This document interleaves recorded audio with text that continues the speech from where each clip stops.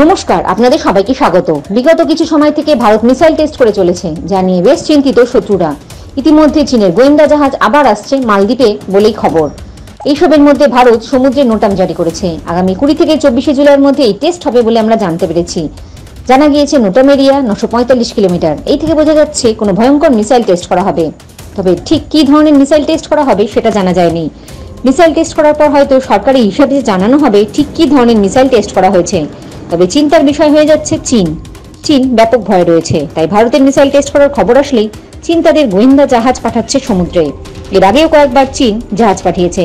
ভারতের আপত্তির পর শ্রীলঙ্কা চীনের গোয়েন্দা জাহাজকে তাদের দেশে ল্যান্ড করতে দেয়নি।